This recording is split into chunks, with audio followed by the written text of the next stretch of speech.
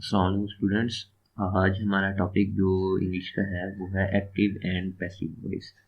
Active voice और passive voice एक थोड़ा सा ट्रिकी टॉपिक है जिसमें अक्सर स्टूडेंट्स काफ़ी गलतियां करते हैं, लेकिन आज हम इसको सिंपल स्टेप्स में ब्रेक डाउन करके एक्टिव टू पैसिव कन्वर्जन सीखेंगे और ये भी ध्यान रखेंगे कि कौन सी फॉर्म में हम किस तरह यूज़ करते हैं, किस तरह कन्वर्ट करते हैं एक्टिव टू पैसिव। और पहले हम ये भी देखेंगे कि एक्टिव और पैसिव वॉइस होता क्या है। तो लेट्स गेट स्टार्टेड। सबसे पहले हमारा जो एक्टिव वॉइस है, active voice is a form of grammatical writing in which a typically a verb takes a direct object, right. तो ये active voice simply this is a way of writing, आप कह सकते हैं कि in English grammar it takes a direct object after it. ठीक है, अब हमें तीन चीज़ें सामने स्क्रीन पे हमें नज़र आ रही हैं कि तीन चीज़ें एक सेंटेंस के अंदर बेसिक होती हैं, एक सब्जेक्ट, वर्ब और ऑब्जेक्ट। तो हमारे पास जो सब्जेक्ट जो होता है वो सिंपली इन टर्म्स ये होता है कि जो काम कर रहा हो, उर्दू में अगर हम इसे बताएं तो जो काम कर रहा हो वो सब्जेक्ट होता है। और वर्ब जो काम किया जा रहा हो वो वर्ब कहलाता है। और ऑब्जेक्ट वो चीज़ होती है जिस पर काम किया जा रहा हो। ये कोई नॉन लिविंग थिंग भी हो सकती है, ये कोई लिविंग बीइंग भी हो सकता है। तो हमारे पास एक एग्जांपल है इसी तरह कि ही हेटेड हिम। ठीक है, तो इसमें हमारे पास सिंपली ही जो है वो सब्जेक्ट है, हमारे पास हेटेड जो आता है इसमें वो वर्ब है, और ऑब्जेक्ट हमारे पास हिम है, यानी हिम के ऊपर काम किया जा रहा है और जो काम है वो हेटेड है। ठीक है, और ही हेटेड हिम। ठीक है, ही यहाँ पर एज अ सब्जेक्ट वर्क कर रहा है। तो एक्टिव वॉइस में हमारे पास ये फॉर्म होती है कि subject plus verb plus object, यानी ये तीन चीज़ें मिलके हमारे पास एक एक्टिव वॉइस का सेंटेंस बनाती हैं। यानी एक्टिव वॉइस को अगर हम लिखना चाहें, एक्टिव वॉइस में कोई चीज़ हम लिखना चाहें तो उसका ये फॉर्म, उसकी ये फॉर्म होगी कि सबसे पहले सब्जेक्ट होएगा, फिर वर्ब होएगा और फिर ऑब्जेक्ट होएगा।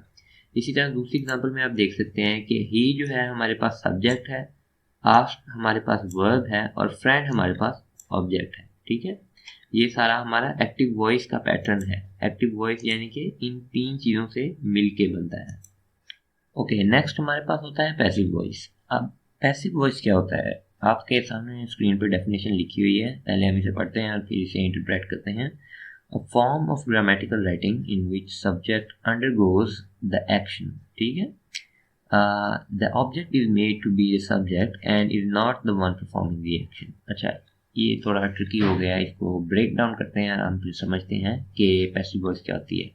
अच्छा, स्क्रीन पर लिखा है कि पैसिव वॉइस एक ऐसी ग्रामेटिकल राइटिंग है जिसमें सब्जेक्ट जो है उसके ऊपर काम किया जा रहा होता है। पीछे हमने अभी समझा था कि ऑब्जेक्ट ऐसी चीज़ होती है जिस पर काम किया जा रहा होता है, बट पैसिव वॉइस के अंदर सब्जेक्ट पर काम किया जा रहा होता है। तो इसी तरह हम देखते हैं कि इसका पैटर्न हमारे सामने यहाँ पर लिखा हुआ है कि इसमें एक ऑब्जेक्ट सबसे पहले होता है, फिर कोई हेल्पिंग वर्ब आता है, फिर third form of verb use होती है and in the last is the subject. ठीक है, तो अभी हमने थोड़ा सा यहाँ पर पढ़ा था कि सब्जेक्ट अंडरगोज द एक्शन। ये लाइन थोड़ी सी एक्सप्लेन करता जाऊँ मैं फर्दर।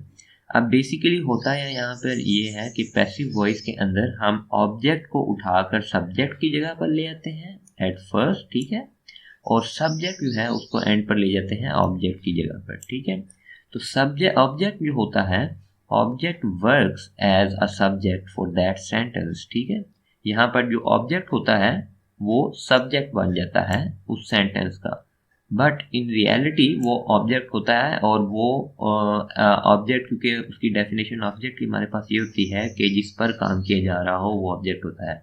तो इसी तरह इन अ वे ये सब्जेक्ट तो बन जाता है सेंटेंस का, बट असल में ये ऑब्जेक्ट हुआ होता है जिसे हमने उठाकर सेंटेंस के एंड से स्टार्ट पर लेकर आए होते हैं, और बेसिकली इस पर ही काम किया जा रहा होता है। यानी पैसिव वॉइस में इस ऑब्जेक्ट जो होता है उस पर काम किया जा रहा होता है जो कि एट द फर्स्ट आ जाता है सेंटेंस के, और हमारे पास साथ एक हेल्पिंग वर्ब होता है और एक third form of verb use होती है। यहाँ पैसिव वॉइस में आपने ये ख्याल रखना है कि जो भी सेंटेंस है उसके अंदर third form of verb use की जाती है और इन दी एंड हमारे पास सब्जेक्ट आता है।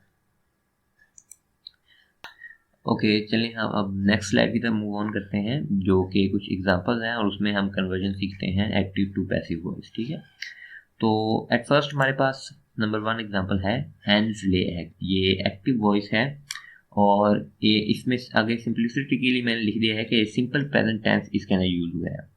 तो सिंपल प्रेजेंट टेंस हम देख सकते हैं कि यहाँ पर फर्स्ट फॉर्म ऑफ वर्ब है। तो अब एक्टिव वॉइस में हमारे पास क्या होता था कि सबसे पहले सब्जेक्ट था, फिर हमारे पास वर्ब था and then there was an object, right.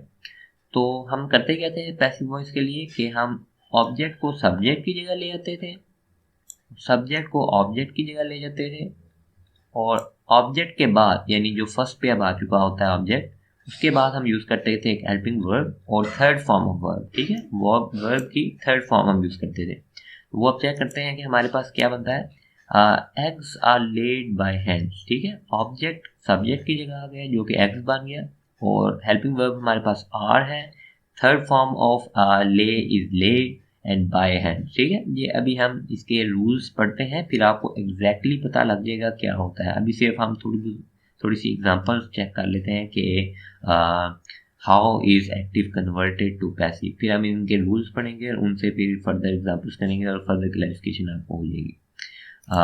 Second example में कहता है कि he is posting a letter. Now this is also an active voice and I have written that it's a present continuous tense. ठीक है, is posting आप देख सकते हैं कि ये continuous tense में जा रहा है और is से हमें पता लग रहा है कि ये present की बात कर रहा है। तो अब हम ऑब्जेक्ट को ले आते हैं सबसे स्टार्ट पे जो कि सब्जेक्ट की जगह आती है और सब्जेक्ट को ले जाते हैं ऑब्जेक्ट की जगह। ठीक है, सब्जेक्ट ऑब्जेक्ट जब आएगा तो ये बन जाएगा a letter is being posted by him. अब आपने एक चीज़ ध्यान में ये रखनी है कि जब कॉन्टिन्यूस टेंस हम यूज़ करते हैं तो साथ हम बीइंग का इस्तेमाल करते हैं। ये सब कुछ रूल्स के अंदर लिखा आएगा, हम आगे जब रूल्स डिस्कस करेंगे तो कन्वर्जन रूल तब हमें इसके बारे में फर्दर क्लैरिफिकेशन हो जाएगी। ठीक है, इसमें अब हमारे पास क्या सेंटेंस बन जाता है, a letter is being posted by him. By भी यूज होता है पैसिव वॉइस कन्वर्जन के अंदर। ठीक है, नंबर 3 में हमारे पास एग्जांपल है आई हैव ईटन स्वीट। ठीक है, ये भी एक्टिव वॉइस है और हैव से हमें पता लग रहा है कि ये कोई परफेक्ट टेंस यूज की है। ठीक है, have and third form is already used over here. तो पैसिव वॉइस कन्वर्जन के अंदर ये अगर हम ऑब्जेक्ट को ले आएंगे सब्जेक्ट की जगह और सब्जेक्ट को ले जाएंगे ऑब्जेक्ट की जगह और एक हेल्पिंग वर्ब तो हमारे पास पहले ही लगा हुआ है तो ये बन जाएगा स्वीट्स हैव बीन। अब क्योंकि परफेक्ट टेंस है तो हम यहाँ पर बीन यूज करेंगे। Alright, sweets have been eaten by me. Alright, I will be change into me. This is a conversion rule that you have to keep in mind. ठीक है, ओके स्टूडेंट्स, इंशाल्लाह next part में हम active voice to passive voice conversion rule सीखेंगे।